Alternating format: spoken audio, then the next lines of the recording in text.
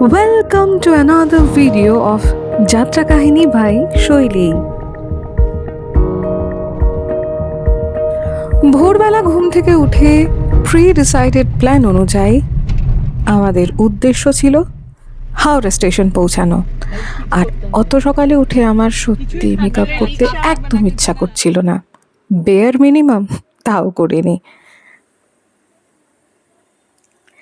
তবে অবশ্যই চেষ্টা করব, কারণ ব্লগিং করতে গেলে একটু প্রেজেন্টেবল হওয়াটা নাকি খুব জরুরি। এটা কিন্তু আমায় অনেকেই বলেছেন, তো তাদের উদ্দেশ্যে চেষ্টা করব।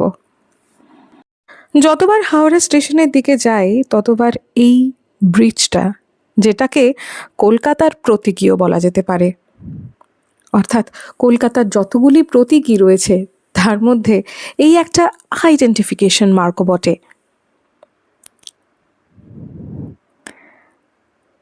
ট্রেন ছিল তাম্রলিপ্ত, সকাল 6:45 ছাড়ে।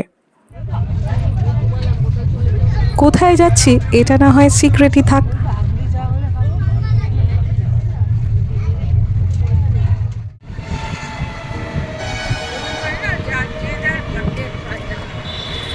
জগন্নাথ মন্দির দেখে অনেকেই হয়তো বুঝে গেছেন জায়গাটা নিউ দীঘা, কিন্তু আমরা আবার এইখানে থাকতে আসিনি।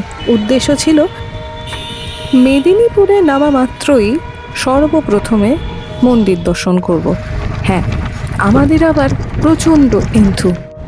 আমাদের বললাম কারণ আমি একা যাইনি, আমার সাথে আমার পরিবারের মানুষেরাও ছিল। তারা আবার ক্যামেলা ফ্রেন্ডলি নয়।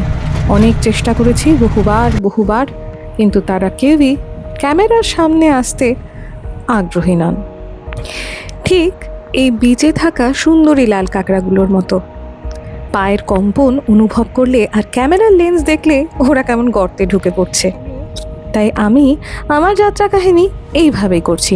আর যদি আপনাদের সাপোর্ট পাই এবং ভালোবাসা পাই, হয়তো ওনাদেরকেও বোঝাতে পারবো একটু ক্যামেরার সামনে আসলে খুব একটা মন্দ লাগে না।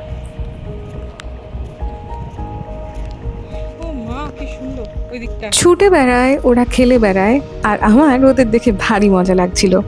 উদ্দেশ্য ছিল অনেকগুলো ভিডিও, অনেক পডকাস্ট, অনেক আলোচনা করে ফিরবো। কিন্তু বিশ্বাস করুন, মাঝে মাঝে আমি এত ল্যাদ খেয়ে যাই। আর গরমটা কিন্তু ছিল প্রচণ্ড। যারা ভ্রমণ বিলাসী তাদের উদ্দেশ্যে বলি, এই সময়টা মন্দারমণি হোক বা তালসারি, ও বলতে তো ভুলেই গেছি, এটা ছিল মন্দারমণির একটি প্রাইভেট বিচ রিসর্টের ছবি আমি এখানে দিয়ে দেব। আর আপাতত ঝিনুক কুড়িয়ে সমুদ্রের ঢেউ দেখে চোখের আরাম করে আমি, মানে হ্যাঁ, এই যে আমি নামবো। এবার কোথায় নামবো দেখে নিন, সুইমিং পুলে। কারণ আমার সাহসটা বরাবরই এই বিষয় একটু কম।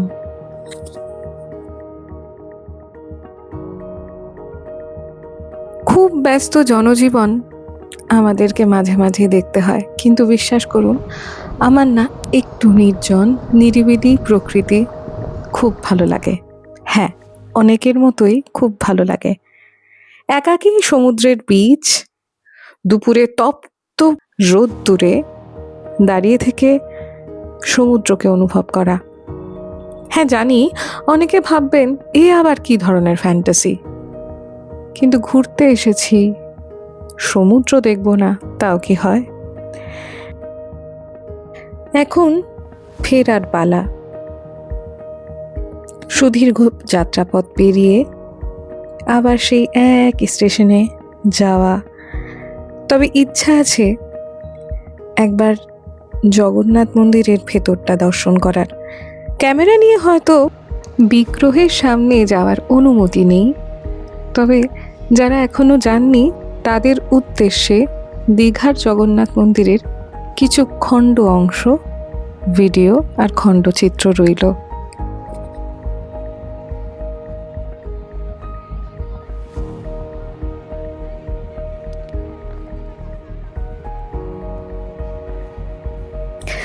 ভিড় ছিল প্রচণ্ড, গরম ছিল অনেক বেশি, তবুও ভালো লেগেছে। ভিড়ের মধ্যে কখনো নিজেকে একা পেয়েছেন? যদি পেয়ে থাকেন, বলবো আমিও পেয়েছি। একটা কেমন উদাস উদাস মন ভালো করা মুহূর্ত।